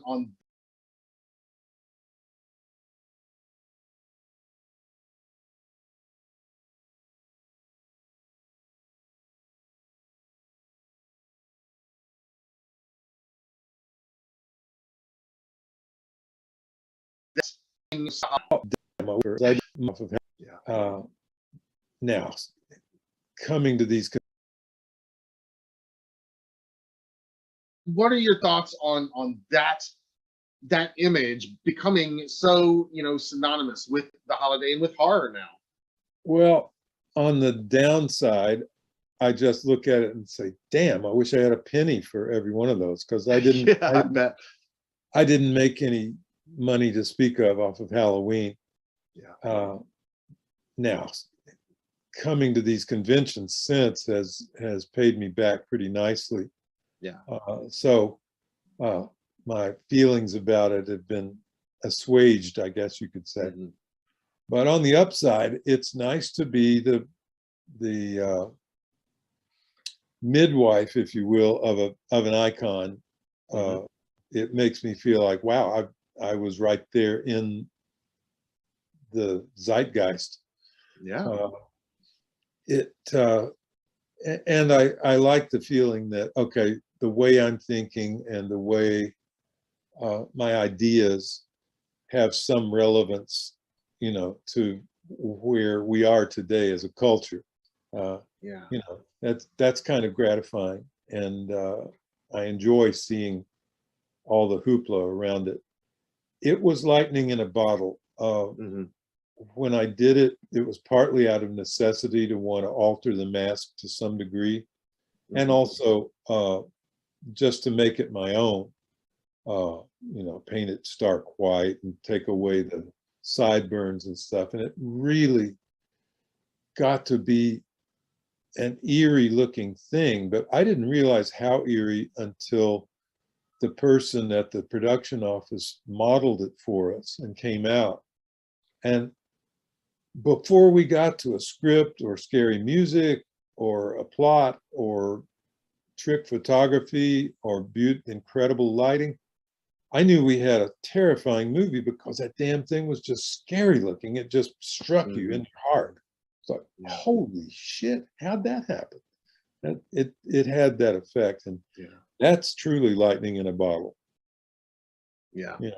It doesn't. Some of it's just a happy accident, and some of it I will take credit for.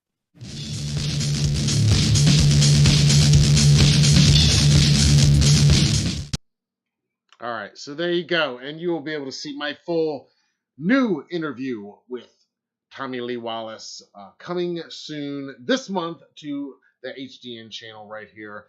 Like I said, the vast majority of that interview is focused on Halloween 3 Season of the Witch, Silver Shamrock, and all things related to that movie. But as you can see, we do step in to some Halloween 78 territory as well. Now, if you want to hear Tommy talk more about Halloween 78, his performances behind the mask, playing the shape in certain scenes in the movie, most notably that closet scene, that's him busting through the door, because anytime anything broke on set, anytime Michael broke anything, it was Tommy behind the mask, because he was the set designer. He was the one that had to put together the pre-broken stuff so it would break in just the right way for Michael when he came in there. And he talks about that in my first interview, which you can read anytime at HalloweenDailyNews.com. Just search Tommy Lee Wallace in the search tab, and it'll come right up. And as soon as we're done here, I will put the link to my original interview with Tommy Lee Wallace down in the description as well. So you can check that out at your leisure, and that's a written interview.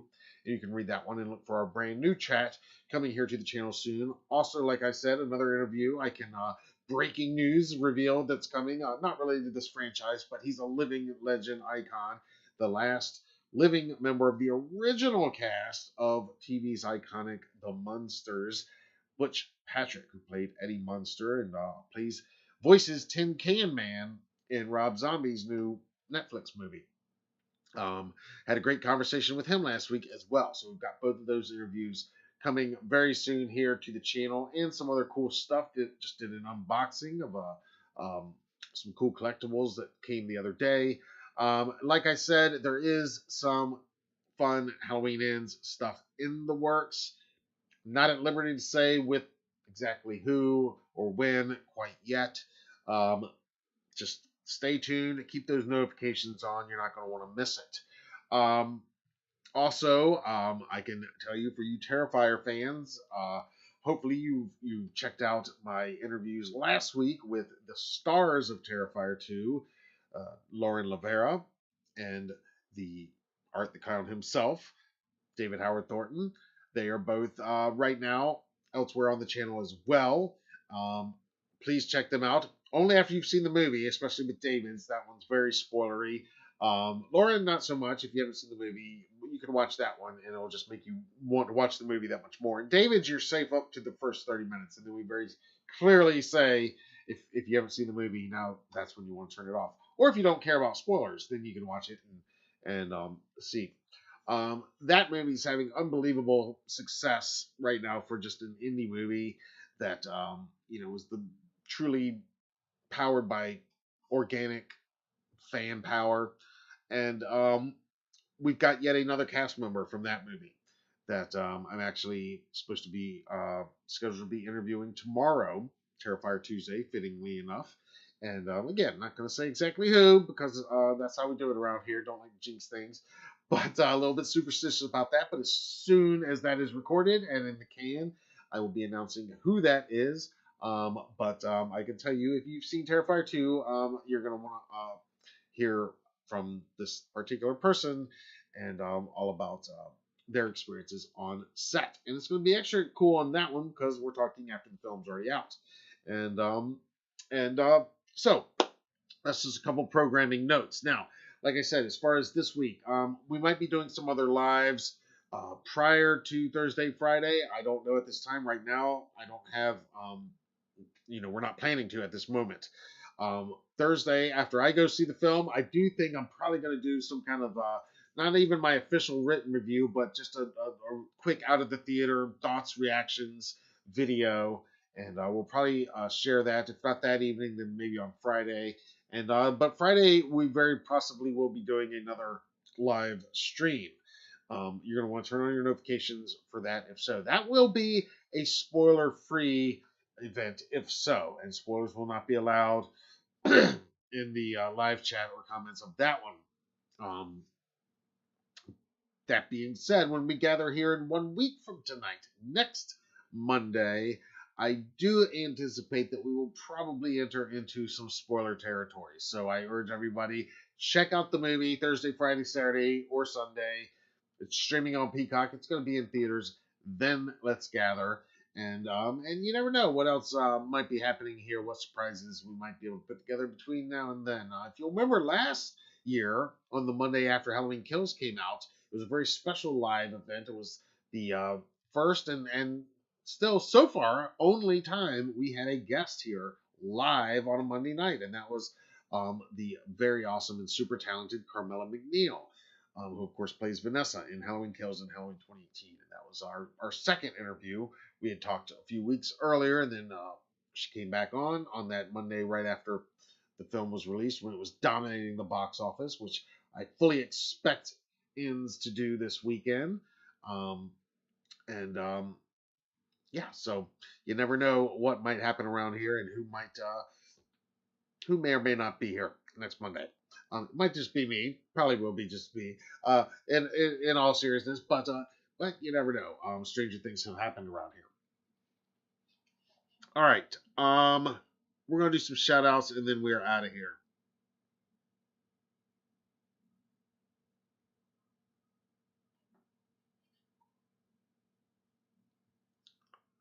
Coco's asking when Terrifier 2 will be available on streaming. I do not have a date for that yet. Bloody Disgusting is saying that it's going to be this month, though. I really think they were just honestly blown away by the response it got in the theaters it did show in. And so they're probably weighing their options of when they want to put it on. But it is going to go on Screenbox.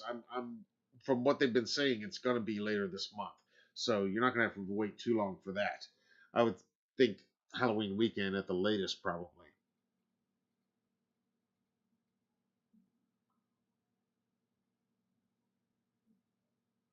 Andromeda said Kills 2018 and 78 are all playing at theaters near her. Check your theaters.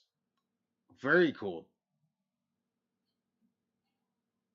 Yeah, I don't think our local one is showing all of those. That's awesome. I knew 78 was playing at a lot of theaters, doing its annual re-release cycle. All right, it is after midnight, and we are going to go over to Twitter for some Michael Myers Monday shout outs, and then we're going to get out of here. You guys know the deal. We started this hashtag back in 2013, and it has taken on a life of its own. And these are just a couple of the posts on Instagram and Twitter that caught my eye today for whatever reason. So let's shoot over here right now. We're going to start on Twitter. This is from Alvino at LA from LINY. Good morning, horror family. Have a happy Michael Myers Monday, and this is an oldie but a goodie. This is not a new meme by any means.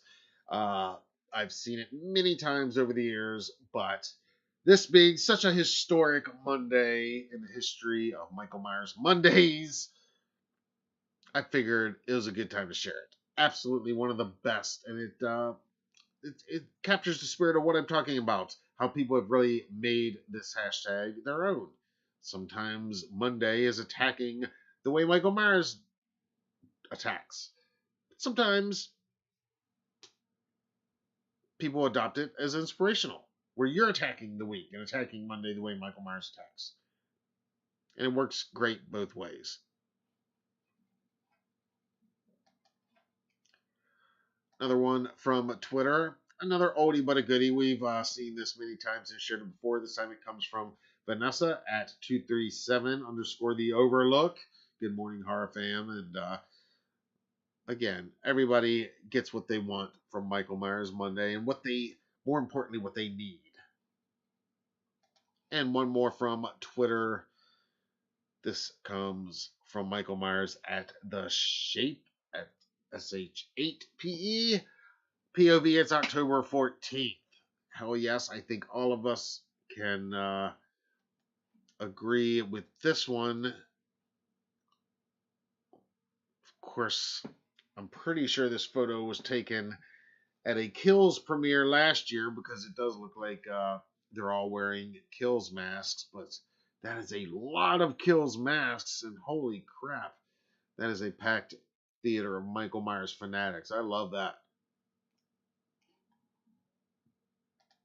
Where'd they get all those masks from? All right, moving over to Instagram. This is our buddy Josh at Halloween Vibes. He's here in the live chat tonight as well. I appreciate you, man. This is a badass Michael Myers cosplay picture. He says, "You can't kill the boogeyman." Another one from Instagram. This is Michael Myers .61, the shape going for the kill.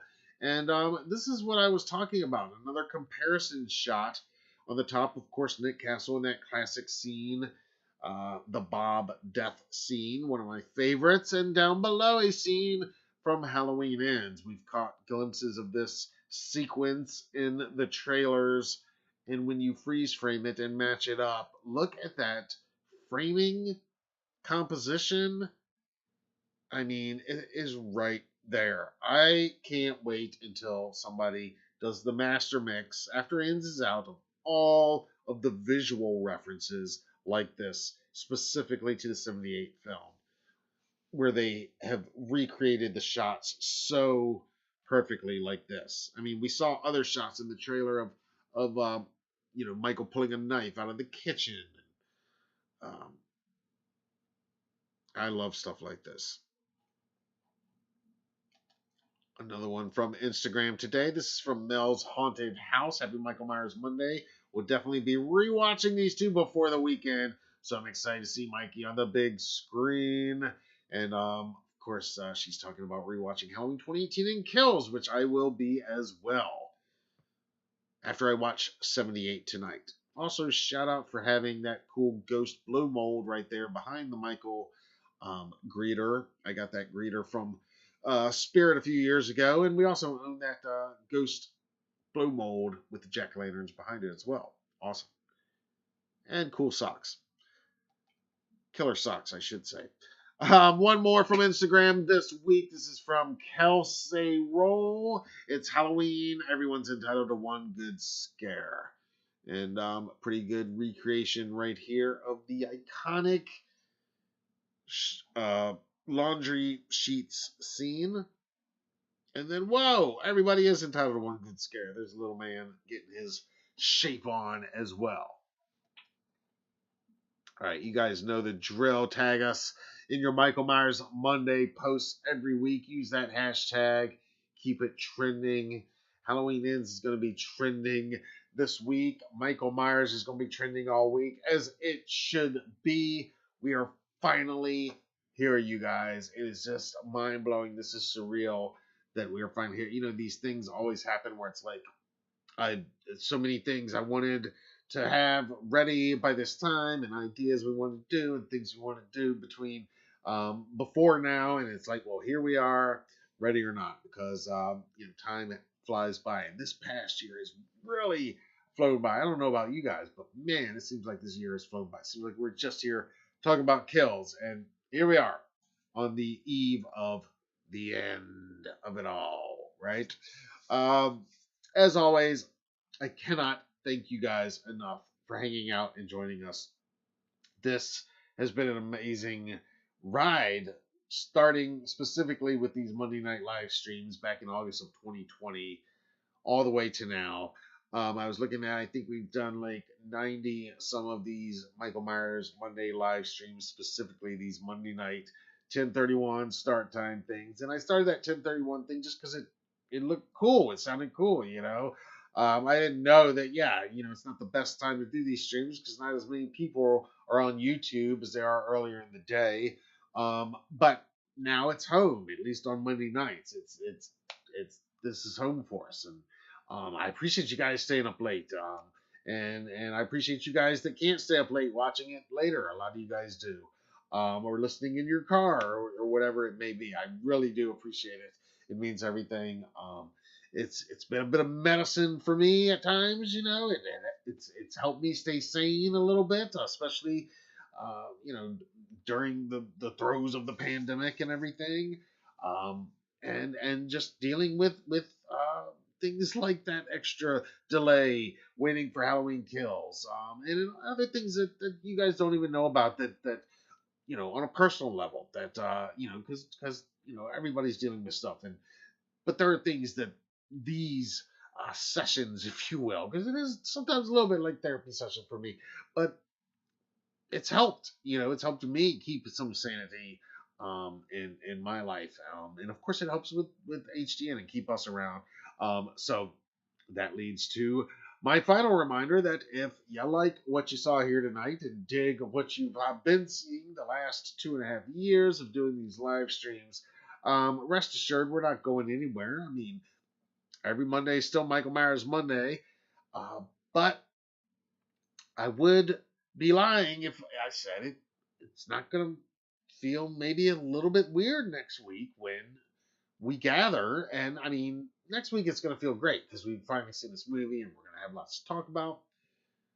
But it will be a little bit weird because for the first time in the history of these live streams, specifically these Monday night live streams, and for the first time in 6.5 years at HDN, we don't have a new movie in development, and we don't have a date, a release date that we're counting down to. It's kind of bittersweet.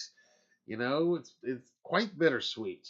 Um, there's nobody more excited for this than me, but it is, it's there's a bit of sadness there, and then I see Jamie Lee Curtis on all these talk shows, getting all choked up and teary eyed and hearing these stories, James and everybody talking about, how emotional it was doing these final scenes on set. So um, it's definitely bittersweet for me, but you guys let me know how you're feeling about this. I know a lot of you, it's just let's move on. Let's see who the next director is and what they're going to do next, and all. No, we're going to have plenty of time to talk about all that stuff. But this has been a wild ride, to say the least. We didn't know how it was all going to go. We didn't know it was going to be as long as it was for a couple of different reasons. And it's been interesting. And I've met new friends, a lot of you, sometimes virtually here. Sometimes that's led to in-person meetings as well at various events, which is awesome. We've also met friends now that, new people involved in these most recent films that we consider friends now, and that's special. And not just friends of the brand, friends of HCN, but friends outside of this, which is awesome. And people whose career we follow with great interest now, and they're excited to lend their support if and when they can, when we need them. So that's been rewarding as well.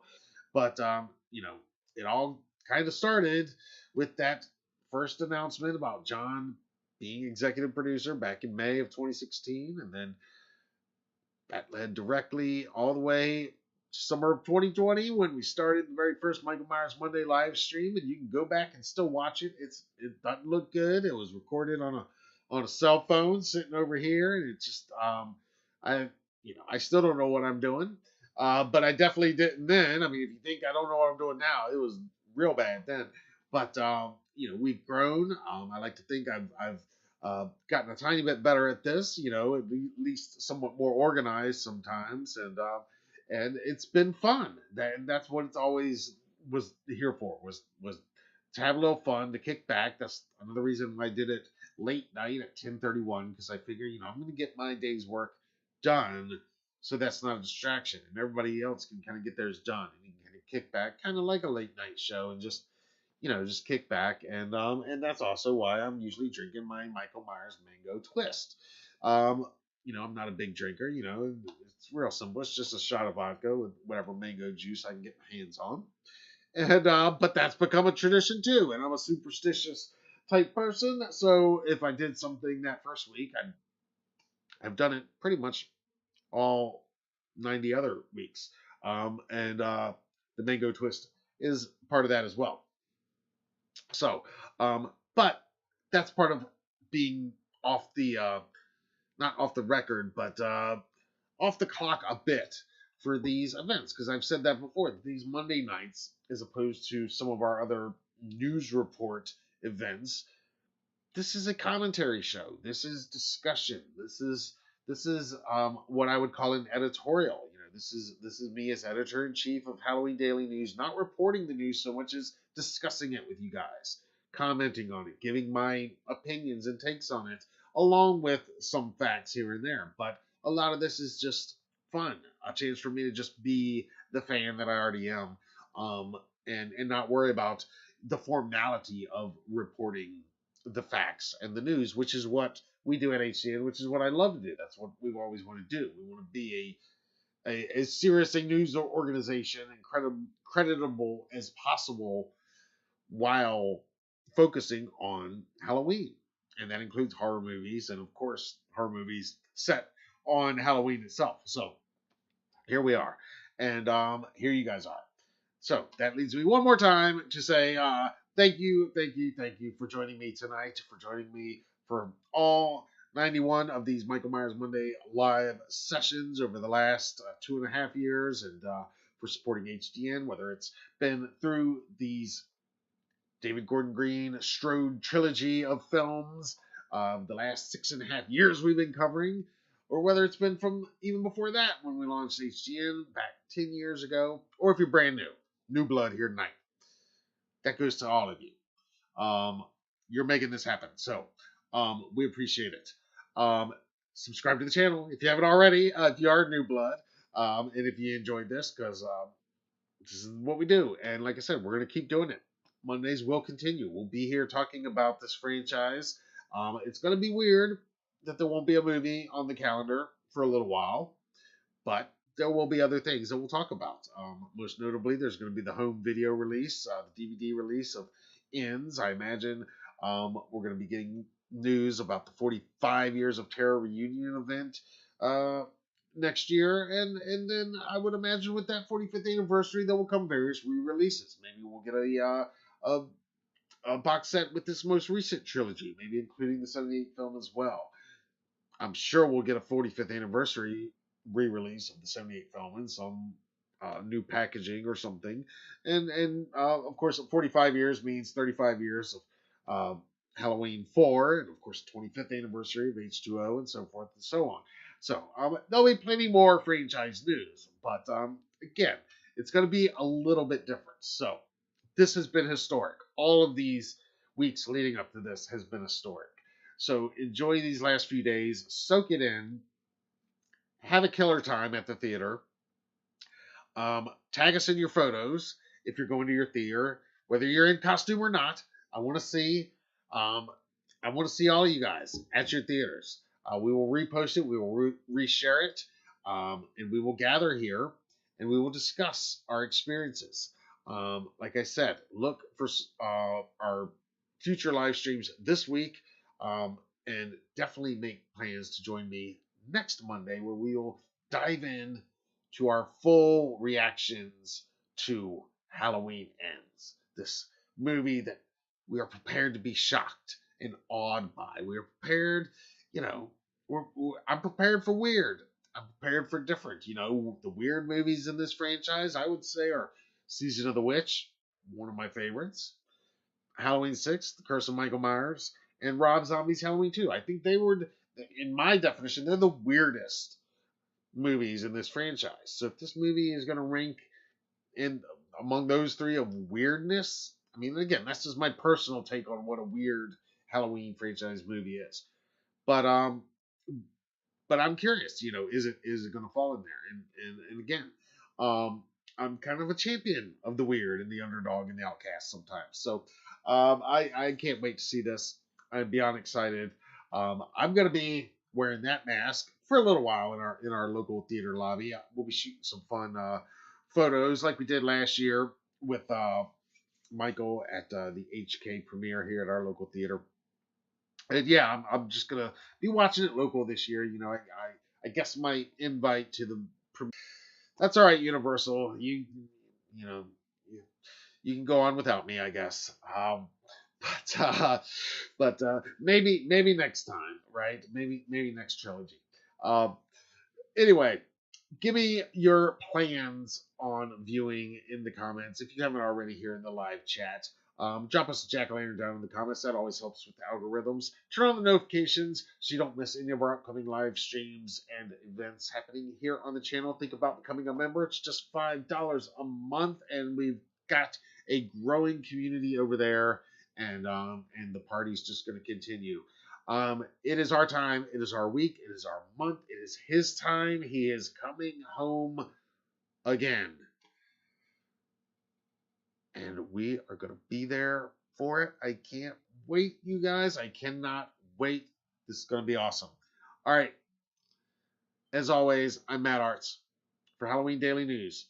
Thank you all for watching. You guys are amazing. And happy Michael Myers Monday. Are you ready?